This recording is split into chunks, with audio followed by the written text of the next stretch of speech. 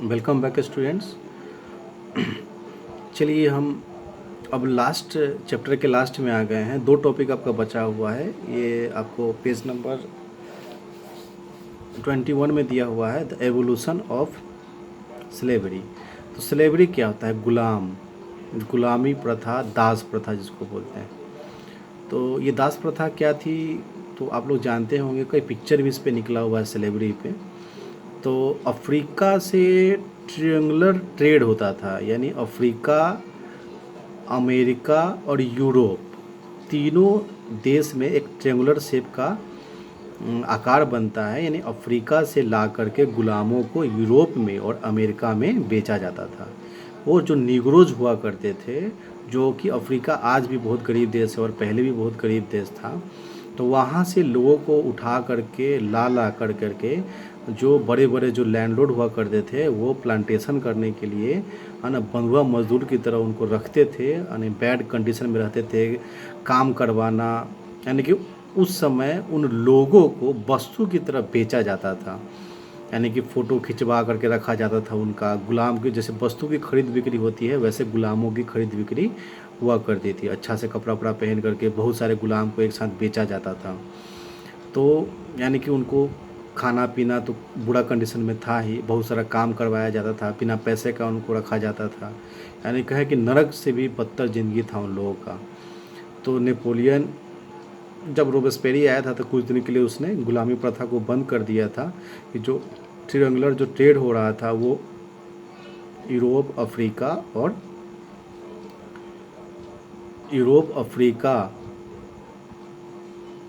और ये अमेरिका, इन तीनों के बीच में हो रहा था। तो इस ट्रेड को बंद किया रोबेस्पेरी ने। और उसके बाद फिर जब नेपोलियन आया था तो उसने भी कुछ बंद किया। और बाद में जब नेपोलियन को 18th सेंचुरी के बाद नेपोलियन ने फिर से जो स्लेवरी सिस्टम था उसको चालू कर दिया। तो इस तरह से स्लेवरी जो मूवमेंट होता है वो ख़त्म हो जाता है। उसके बाद आपका अगला टॉपिक है the revolution and everyday life. तो क्रांति का जो जीवन में क्या प्रभाव पड़ा? तो क्रांति का जीवन में ये प्रभाव पड़ा कि जब देश में जब ये राजशाही ख़त्म हो गया था, कुछ देर के लिए रिपब्लिक आया, तो रिपब्लिक के आने से बहुत सारा अधिकार दिया गया था। यानी कि फ्रीडम ऑफ स्पीच दिया गया, फ्रीडम ऑफ प्रेस दिया गया।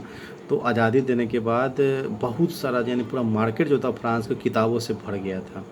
यानी कि लोग पढ़ना शुरू कर दिए थे अपने देश के बारे में, जनता के बारे में, अपने राइट्स के बारे में, अपने अधिकार के बारे में सब कुछ जानने समझने लगे थे। लोगों के जीवन में परिवर्तन आ रहा था, लोग कमा रहे थे, अच्छा खा रहे थे, अच्छा पहन रहे थे। तो धीरे धीरे क्या हुआ, औरतों के जीवन में भी बहुत सारा परिवर्तन आप लोगों ने देखा ही। तो उस तरह से समाज में बहुत सारा परिवर्तन हुआ। और जो वर्किंग क्लास थे वो भी धीरे धीरे अपना उनका लिविंग स्टैंडर्ड सुधरते चला गया। तो इस प्रकार से डेली लाइफ में बहुत सारा चेंजेस हुआ था फ्रांस रेवोल्यूशन के बाद। और अंत में आपका जो लास्ट टॉपिक होता है वो कंक्लूज़न कराता है। तो कंक्लूज़न में यही दिखाता है कि फ्रांस में, अब बता चुके हैं हम उसके बारे में, कि 1799 में कौंसिल बना करके जो है नेपोलियन मिलिट्री कूप कर देता है फ्रांस में। और 1804 में वो क्या करता है, फ्रांस का राजा डिक्टेटरशिप बन जाता है। उसके बाद क्या करता है, 1804 से लेकर के 1814 तक बड़े अच्छे से वो क्या करता है, फ्रांस पे राज करता है।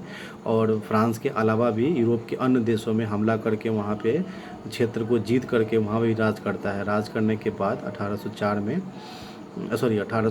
में ऑस्ट्रिया, पर्शिया, ब्रिटेन, रसिया ये सब मिल करके और ये इसको नेपोलियन को हरा देते हैं। और हराने के बाद उसके बाद इसको मतलब कि एक ऐसे टापू पे भेज दिया जाता है, उस टापू का नाम तो होता है सेंट हेलेना। उस टापू पे इसको निर्वासित कर दिया जाता है। वहाँ पे 6 साल बाद इसकी मृत्यु हो जाती है। इस प्रकार से नेपोलियन का जो है वो समय ख़त्म हो जाता है। तो आप लोग को नेपोलियन के बारे में 10 मिनट का जो है उसका जीवनी लेक्चर में हम बताएंगे कि नेपोलियन का जन्म कहाँ हुआ, कैसे वो बड़ा हुआ, कहाँ पढ़ा, कैसे मिलिट्री में आया, कैसे फ्रांस का राजा बना, और यूरोप में सारे लोगों को उसने किस तरह से परेशान कर रखा था, कहाँ कहाँ मतलब कि अटैक किया उसने। यानी कि उसका जो जीवन का उपलब्धि क्या है, क्यों इतना फेमस था वो नेपोलियन, अपने जीवन में बहुत कम ही युद्ध हारा है वो। तो इस तरह से पूरा जीवनी का एक 10 मिनट का जो है इसके बाद में क्लास आपको दूंगा नेपोलियन के बारे में। क्योंकि नेपोलियन जो है वो हिस्ट्री में बहुत बड़ा रोल प्ले करता है यूरोप की हिस्ट्री में। तो इस तरह से फ्रेंच रेवोल्यूशन आपका ख़त्म हो जाता है यहाँ पे चैप्टर आ कर के।